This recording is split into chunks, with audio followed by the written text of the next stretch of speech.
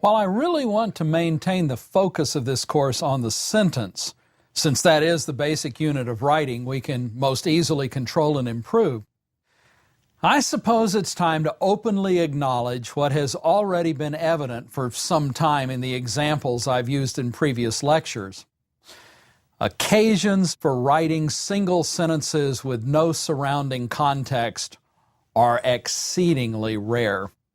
Single sentences may be in great demand if you're in the business of writing copy for a bumper sticker company, but most writing situations call for more than a sentence. Indeed, many, if not most of the sentences we write have trouble standing alone, since they contain, and sometimes their effective functioning depends upon, cohesive links to surrounding sentences. These links can range from pronouns whose reference appear in other sentences to extension and elaboration of similes and metaphors that appeared in earlier sentences, to offering numerical or chronological references that make sense only in the context of a larger numbering system or history. Examples of this cohesion phenomenon are too numerous to mention, but my use of this cohesion phenomenon in this sentence would be a start on such an inventory of context-related, if not context-dependent aspects of sentences. And of course, there are logical cohesive cues such as on the other hand, or finally, or along these lines that remind us that sentences, while important and sometimes magnificent in standalone isolation, are usually team players, getting help from and lending help to surrounding sentences. Indeed, M.A.K. Halliday and Ruqayyah Hasan had pretty much both the first and the last word to say about the ways in which sentences velcro together in their groundbreaking and their massively authoritative 1976 study, Cohesion in English. Including, but also above and beyond the crude kinds of cohesion I've just mentioned, Halliday and Hasan identified 5 major categories of cohesive ties among sentences, 19 subcategories, and even a number of subcategories. Their 5 primary categories for cohesion are reference, substitution, ellipsis, conjunction, and lexical reiteration and collocation. I won't try to give more than a brief indication of each, but substitution, for example, might include my own use of each to refer to any one of the 5 categories I mentioned in the previous sentence. Reference includes pronouns. Conjunction covers situations such as starting a sentence with and or however. And lexical reiteration and collocation refers to using words that are closely associated due to their sharing reference to a common subject, as we might see in words all having something to do with, say, fires, flames, or burning. Cohesion in English remains the foundational work on the ways sentences stick together, and it certainly rewards reading. But if you find yourself interested, but not quite that interested in this phenomenon, you might find Stephen P. Whitty's and Lester Fagley's essay, Coherence, Cohesion, and Writing Quality, published in College Composition and Communication in May 1981, a more than adequate, but mercifully much shorter overview of the subject. The complexities identified in cohesion in English remind us why our primary concern in this course has been with single sentences, as the number of considerations that shape our writing multiply so dramatically when we move beyond the sentence to larger units of discourse, that any suggestion of how to develop a sequence of sentences would be arbitrarily prescriptive, mechanical, and ultimately pretty much useless. Indeed, it would be impossible to anticipate more than a tiny fraction of the situations and purposes which would shape any sequence of sentences we might write. Nevertheless, it is the case that some of the syntactic features we've been working with at the level of the sentence also transcend the individual sentence to work in similar fashion in sequences of sentences. Sentences in sequence can function in paragraphs, much as cumulative modifying phrases function in the individual sentence. And sentence rhythms, particularly those associated with cumulative and balanced syntax, seem to generate clumps or clusters of sentences, all displaying those rhythms. Accordingly, this lecture will consider from several angles sentences in sequence, in clumps and clusters. Some of these clumps and clusters we call paragraphs, and that's where we will start. But the paragraph is a unit of discourse we don't actually know that much about, or at least don't much agree on what it is we do know. Furthermore, as the graph part of paragraph reminds us, there's an important visual component we should acknowledge when we write sentences in sequence. We don't speak in paragraphs, we write in paragraphs. And we know the boundaries of a paragraph not by any prescriptive standards based on logic or syntax or sound, but by the simple fact that paragraphs are those sequences of sentences we see on the page as being set off by indentations. What we see between two indentations from the left-hand margin of the page, that's a paragraph. And we have no better definition of a paragraph that will stand up under rigorous scrutiny. And in much the same way that the graph in paragraph alerts us to the visual aspect of this writing form, we need to remember that writing is first and foremost and always itself a technological phenomenon. Whether the inscribing technology is the end of a burned stick or a pointed rock used to scratch symbols on the wall of a cave, or the most advanced computer and authoring software. We don't have time to do more than very briefly consider the likely impact of technology on our sentences, whether alone or in sequence. But this lecture will conclude with a few remarks about what is now being called electronic textuality or multimedia writing. But now back to the concept of the paragraph, the unit of organization most of us see as the next structure our sentences combine to build on their way to becoming much larger units of discourse, such as reports, proposals, essays, memoirs, novels, and all of the other forms our writing can take. And here's what may come as a surprise. The paragraph as a form is every bit as artificial, every bit as unnatural as are the most extreme examples of euphuistic balance in serial construction.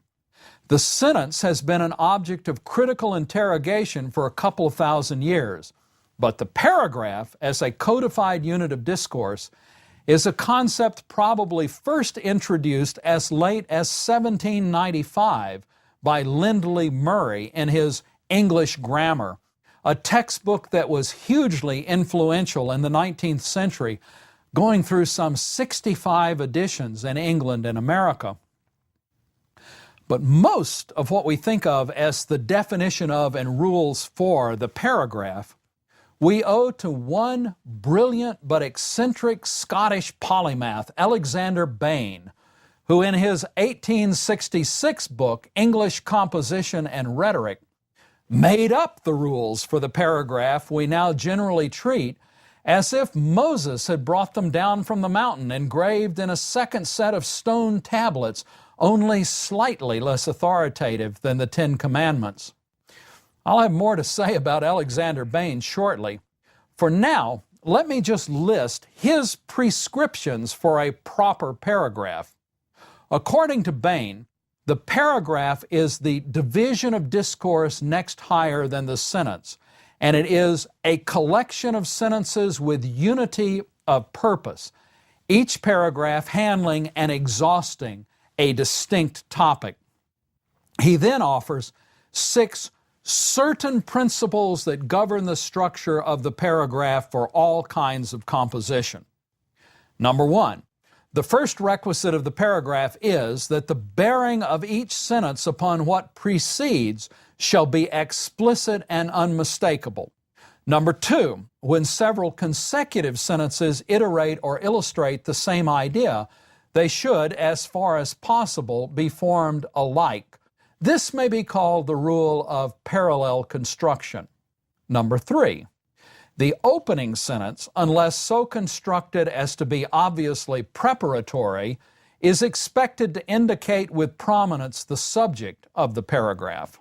Number four, a paragraph should be consecutive or free from dislocation.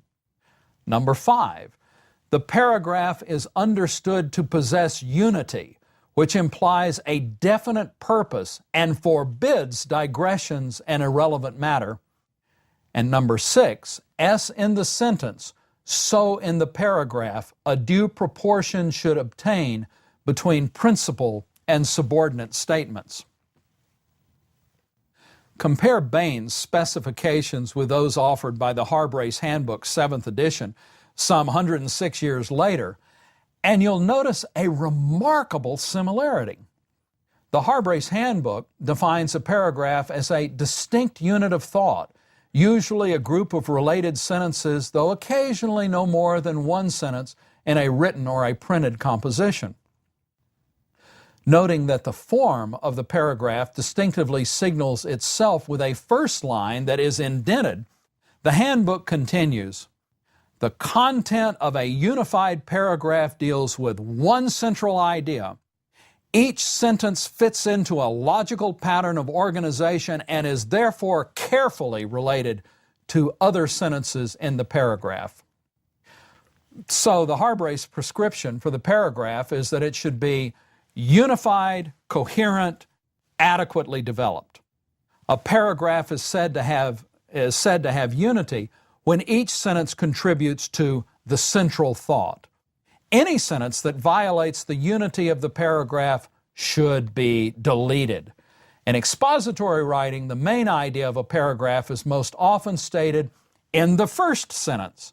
However, the statement of the controlling idea, often called the topic sentence, may appear anywhere in the paragraph, for example, after an introductory transitional sentence or at the end of the paragraph. A paragraph is said to have coherence when the relationship between sentences is clear and when the transition from one sentence to the next is easy and natural.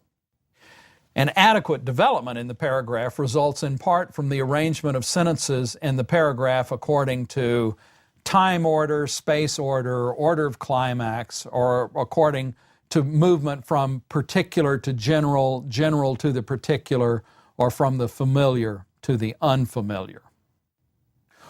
What has happened here, and in almost every other writing text with a chapter or section devoted to the paragraph, is that Alexander Bain's 6 principles have been boiled down to 3, unity, coherence, and emphasis, but his starting assumption that the paragraph was just the sentence writ large, its sentences, the equivalent of phrases and subordinate clauses in the sentence, remains one of the central assumptions underlying most contemporary theories of the paragraph. And Bain's belief that the paragraph developed the idea initially posited by what he called the opening sentence and what is known today as the topic sentence remains one of the, if not the most dearly held assumptions about paragraphs. Only Bain got a lot of this wrong, and his errors have been mechanically, if not mindlessly, passed down to us as the received truths of paragraph theory. Let's start with his faith in the topic sentence as the indispensable sentence that presents the subject of the paragraph. In 1974, pioneering writing teacher and theorist Richard Braddock, after whom the Conference on College Composition and Communication is named one of its most important annual awards, decided to put 2 of Bain's assumptions to the test. Braddock put together a representative selection of essays from major magazines such as The Atlantic, Harper's, Saturday Review, and The New Yorker, and he set about looking for topic sentences in the paragraphs in his selection. He immediately ran into trouble. In the first place, when he was able to identify a topic sentence by stretching Bain's idea to cover a number of variations, including the idea of a topic distributed over 2 sentences, or one implied by parts of several sentences, or one that could be inferred but was not actually present in the paragraph, he still could only find some semblance of a topic sentence in fewer than half of the paragraphs he examined. And in only 13% of the paragraphs did the topic sentence appear where promised at the start of the paragraph. Publishing his findings in a frequently cited article in the winter 1974 Research in the Teaching of English, Braddock concluded both, quote, "The notion of what a topic sentence is not at all clear," end of quote, and he concluded that the evidence simply, quote, "did not support the claims of textbook writers about the frequency and location of topic sentences," end of quote. Possibly even more damaging to Bain's largely deductive pronouncements about paragraphs are reports by Arthur A. Stern of Teachers College at Columbia and Edgar H. Schuster, a writing teacher who taught for 40 years in venues ranging from secondary schools to the Graduate School of Education at Harvard, of experiments they conducted in which they had respondents try to figure out how pieces of writing had been originally divided into paragraphs. Stern conducted his experiments in the mid-1970s by asking English teachers to paragraph a 500-word passage with no paragraph indentation, taken from Cleonth Brooks's and Robert Penn Warren's Fundamentals of Good Writing. This paragraphing exercise asked the teachers to decide how many paragraphs that 500-word block of prose should be divided into and where the paragraph breaks should be. Stern got responses suggesting the block should be divided into either 2, 3, 4, or 5 paragraphs, with only 5 out of 100 respondents paragraphing the piece, as had Brooks and Warren. Reasonably enough, this result led Stern to ask, if, as the handbooks declare, a paragraph represents a distinct unit of thought, why is it that we can't recognize a unit of thought when we see one? If every paragraph contains an identifiable topic sentence, then why don't all of us identify the same topic sentence? Much earlier, Herbert Reed reached much the same conclusion about the cherished but apparently mistaken notion that some form of logical unity binds the sentences of a paragraph. In his English prose style, as revised for the 1952 edition, he notes, "It is nearer the truth to say that a writer seizes upon some particular aspect of his subject and holds that aspect in his mind until he has seen it in all profitable lights. This process may take 2 or it may take 20 paragraphs. There is no rule, and whatever unity may govern the paragraph, it is not the unity of the development of a single idea." Edgar H. Schuster has conducted a similar experiment, handing out at a teachers' convention an unparagraphed United States Supreme Court order consisting of 38 sentences. He reports his findings in his wonderfully transgressive 2003 textbook, Breaking the Rules, Liberating Writers Through Innovative Grammar Instruction. Tellingly, each one of those 38 sentences was selected by at least one respondent as the appropriate beginning of a new paragraph. No one in his sample replicated the original paragraphing by the Supreme Court. What's more, When Schuster later tried the exercise himself for a second time, he found that his paragraphing choice did not agree with the first choices he had made, leading him to exclaim, "I disagreed with myself." The point Schuster makes about the outcome of his experiment, however, is much more important than its clear support of the idea that paragraphing is a subjective rather than logical process, as Schuster asks us to think what those results really mean. That Supreme Court order said what it said and said it cohesively or incohesively, logically or illogically, regardless of whether it contained 3, 6, 10, or even no paragraphs. Since emphasis would be affected, it's likely that a 5-paragraph version would be easier to read and would be preferred by most readers. But apart from emphases, it would be the same piece of work. My point is that most contemporary instruction concerning paragraphing is almost ridiculously normative and arbitrary, rather than reflective of the myriad ways in which we actually write our paragraphs.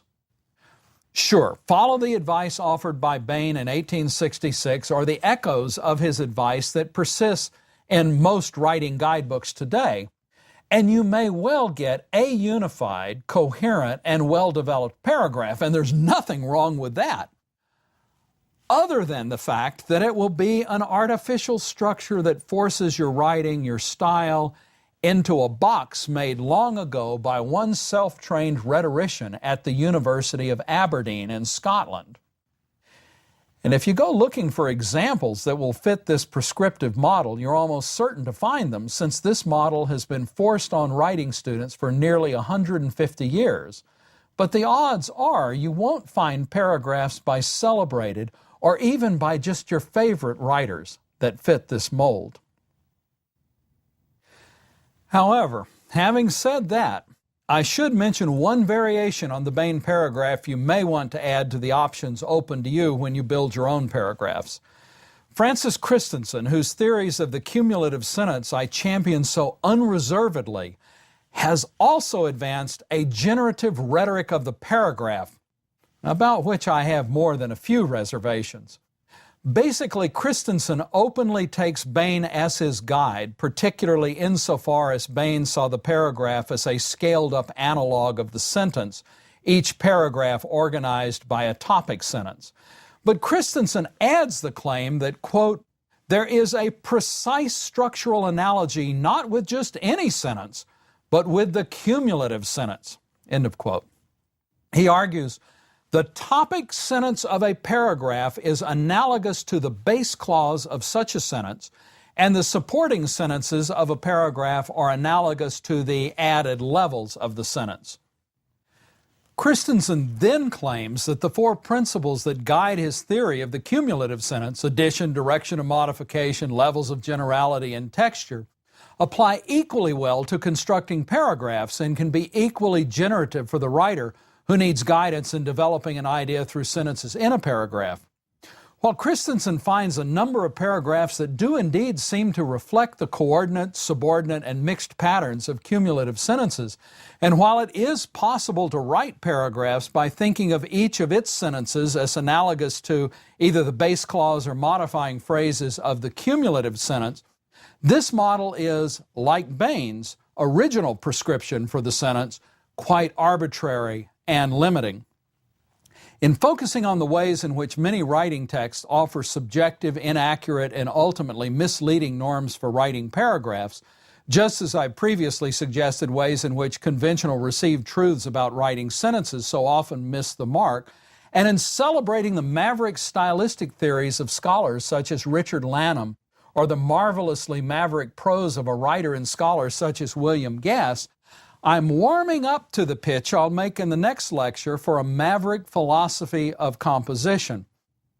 Actually, it's not my pitch, but it's been made a number of times before, both in writing scholarship and in the compelling examples offered by writers we regularly celebrate, while somehow failing to notice that we celebrate their writing precisely for the kinds of things we have again and again been warned not to do in our own. The most famous articulation of such a maverick philosophy of composition was made back in 1976 by Winston Weathers in his essay Grammars of Style, New Options in Composition. His famous argument for what he termed a grammar B to complement the traditional, hegemonic, highly regulated, and largely subjective grammar A offered in most writing classes and peddled as indisputable norm in most writing texts. The idea of grammar B deserves a lecture in its own right, and it is an idea to which I'll return. For now, I introduce the idea of grammar B only to leapfrog over it for a moment, to suggest that we may now need to be turning our attention to the possibility, if not the emerging certainty, of a grammar C, with that C specifically invoking the new looks and capabilities of prose made possible by computers.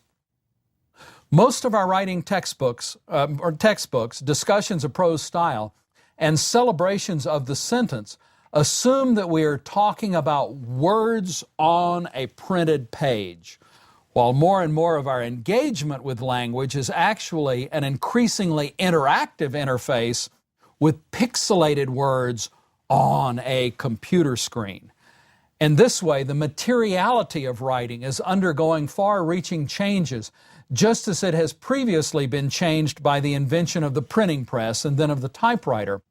In some ways that I will discuss in the next lecture, Winston Weathers' idea of grammar B presciently anticipates the new world of sentences on the screen in its identification of new, shorter, and more striking blocks of prose, which Weathers, after a suggestion made by Tom Wolfe, calls the crot, and in its discussion of double voice as a forerunner of the kind of meta-commentary available to contemporary writers and readers through the simple device of the hypertext hotlink.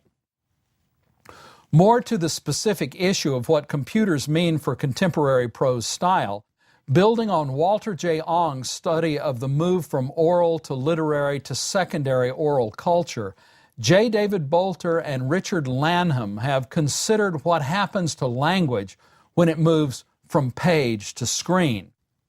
It was Father Ong who persuasively argued in his famous study Orality and Literacy, the Technologizing of the Word, that writing was a technology, and that technologies are not mere exterior aids, but also interior transformations of consciousness, and never more than when they affect the word.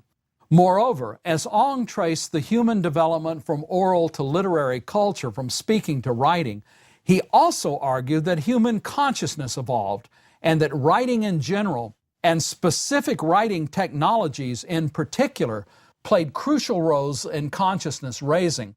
While Ong devoted little attention specifically to computers, he dismissed or defused some of the common criticisms lodged against the effects computers might have on consciousness and included them in the broad array of technologies that he saw as promoting a resurgence of many of the positive aspects of oral culture and what he saw as an age of secondary orality.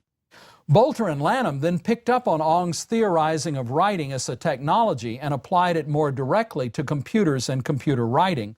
J. Bolter brought unique credentials to his highly influential 1991 study, Writing Space, the Computer, Hypertext, and the History of Writing, as he was a classics professor who also had a degree in computer science.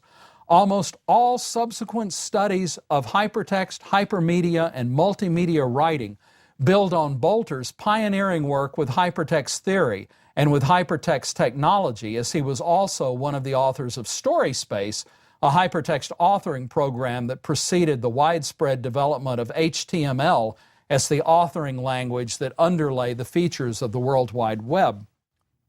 Bolter's Writing Space largely theorizes hypertext, the ability to link any word in a foreground text so that it will take the reader to a background text at the level of the book or at the level of literature rather than at the level of the sentence or paragraph. But a number of his speculations would seem to be obvious starting points for our thinking about what a grammar C might mean, even at the most basic levels of composition.